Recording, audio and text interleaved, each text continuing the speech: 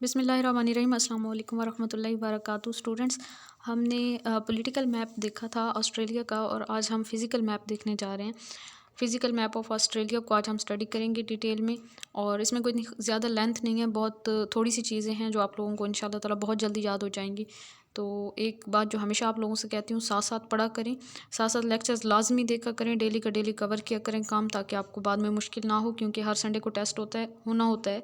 तो जो टेस्ट होता है ना, वो आप लोगों के अच्छे नहीं हो रहे, तो इसलिए कोशिश करें कि आपके टेस्ट बहुत अच्छे हुआ करें जी। तो यहाँ पे जो है ये ऑस्ट्रेलिया का आप लोगों को मैप नज़र आ रहा है, जो कि हमने पहले भी देखा था।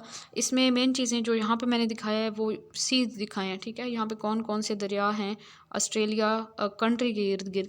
तो ये आपके पास तैमूर सी है, फिर जो है अरफ्यूरा सी है, या अरफ्यूरा सी भी इसे कहते हैं, कोरल सी है इस साइड पे, और यहाँ पे तस्मन सी है, ठीक है। यहाँ पे जो है ना, आपको डायरेक्शंस तो अच्छे से याद होंगी, वो मैंने आपको पहले बताया था कि डायरेक्शंस को आप लोगों ने कैसे याद करना है।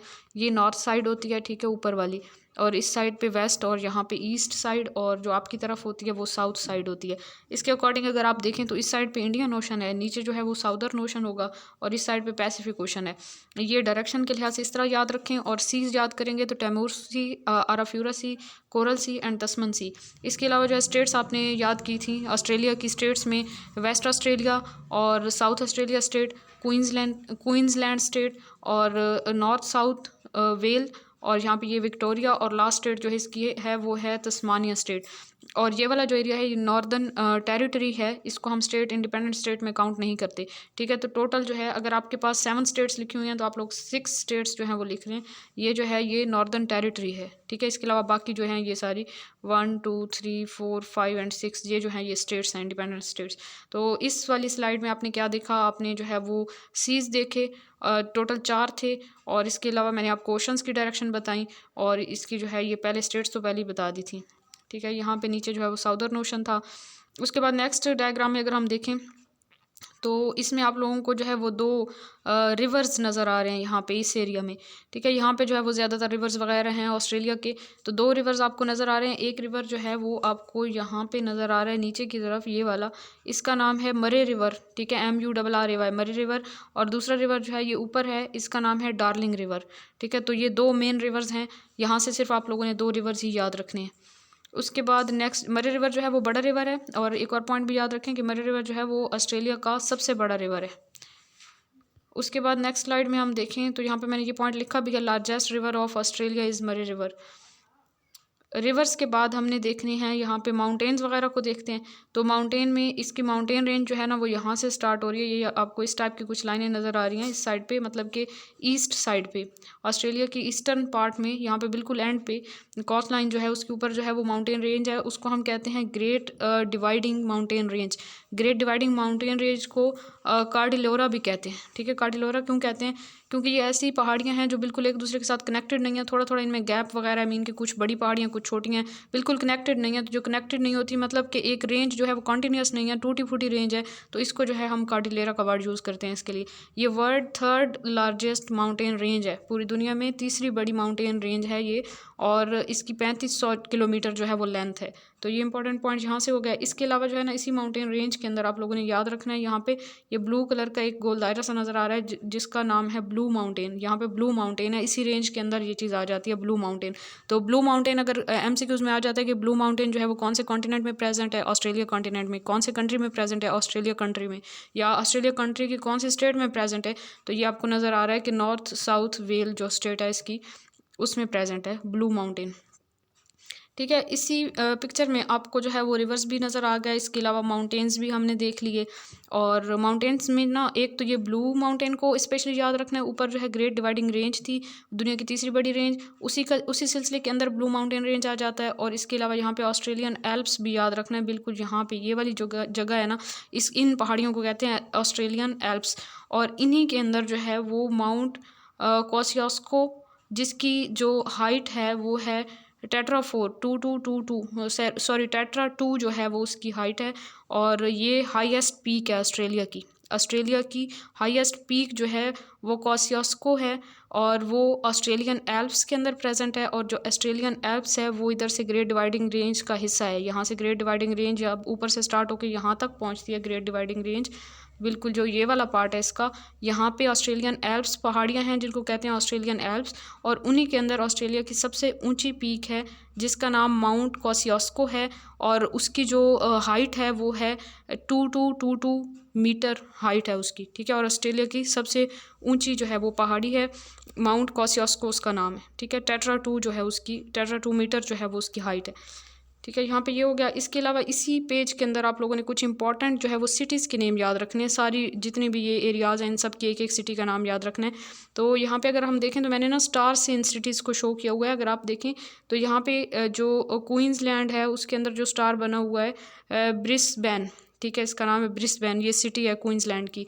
और इसके अलावा NSW में मैंने जो स्टार लगाया वो है सिडनी, ठीक है, सिडनी वाला स्टार तो यहाँ से खैर आपको नज़र ही नहीं आ रहा। ये स्टार जो है वो यहाँ पे प्रेजेंट है ब्लू माउंटेन के साथ। और उसी के नीचे एक और स्टार है जो कि है कैनबेरा, जो कि वैसे पूरे ऑस्ट्रेलिया कंट्री का कैपिटल भी है, ठीक है। और यहाँ पे हमारे पास जो है ना वो 3 लेटर्स हो गए।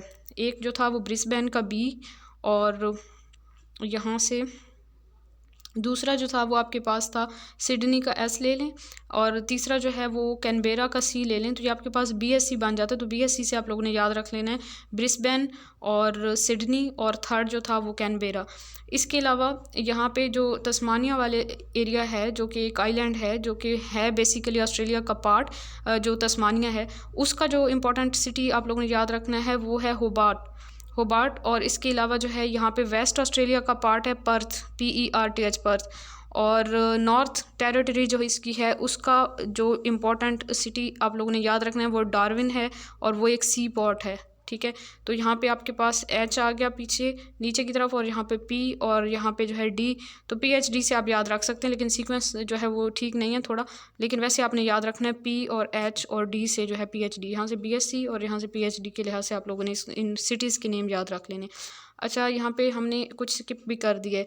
एक तो यहाँ से स्किप हुआ है इसका विक्टोरिया का इंपॉर्टेंट सिटी, यहाँ पे जो है नीचे ये स्टार लगा हुआ है, इसका नाम है मेलबॉर्न, ठीक है, मेलबॉर्न। और यहाँ पे पाकिस्तान ने 1992 वाला क्रिकेट वर्ल्ड कप इसी जगह पे मीन के वो क्रिकेट वर्ल्ड कप हुआ था, और यहीं से पाकिस्तान ने क्रिकेट वर्ल्ड कप जीता था 1992 में।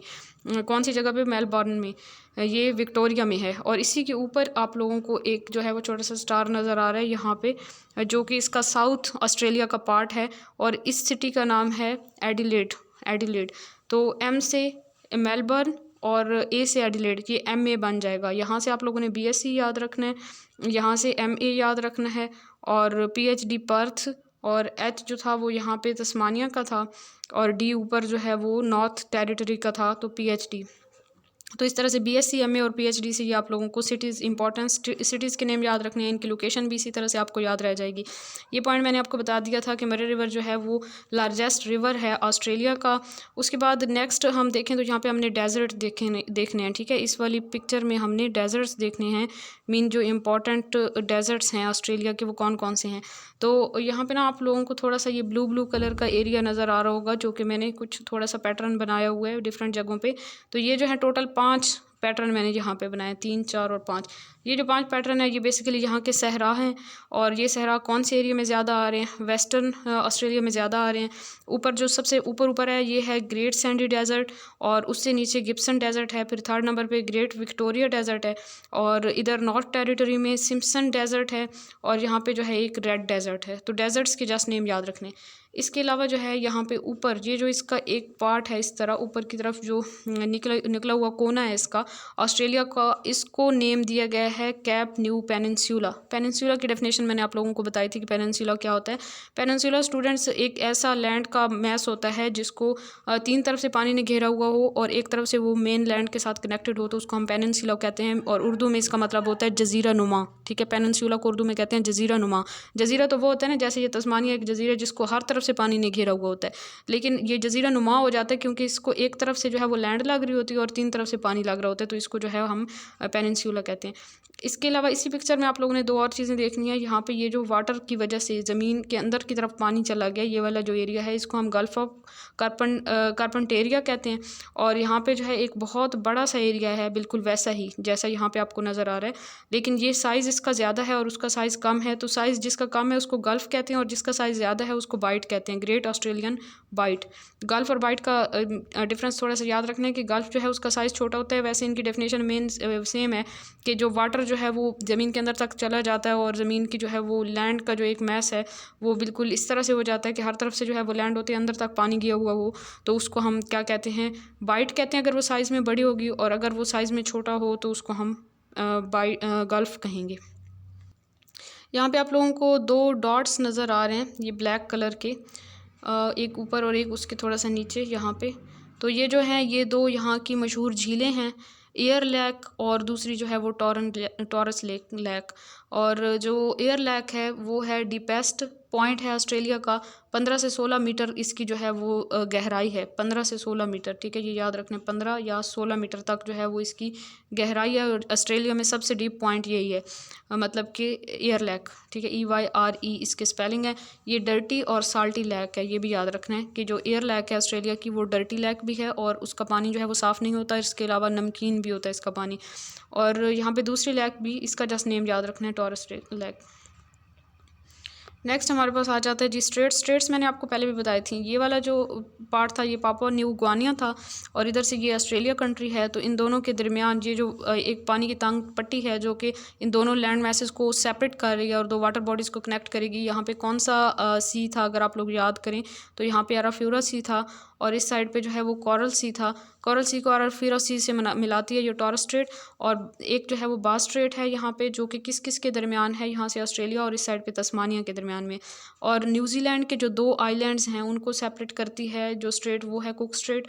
यहाँ पे जो आपके पास नॉर्दर्न न्यूजीलैंड है और नीचे साउदर्न न्यूजीलैंड है। और न्यूजीलैंड के साथ एक और छोटा सा जो है वो आइलैंड है, उस आइलैंड को और न्यूजीलैंड को जो सेपरेट करती है स्ट्रेट वो है फोवेक्स स्ट्रेट, ठीक है, फोवेक्स स्ट्रेट।